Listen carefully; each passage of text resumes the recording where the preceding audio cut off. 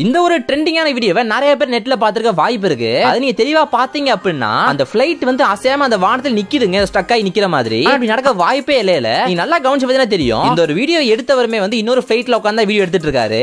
அடுத்து இன்னொரு வீடியோ பாத்தீங்க அப்படின்னா கீழே ஏதோ வண்டியில போயிட்டு இருக்காப்ல. மேல பார்த்தோம் அப்படின்னா அந்த ஃளைட் வந்து அசையாம நிக்குதுங்க.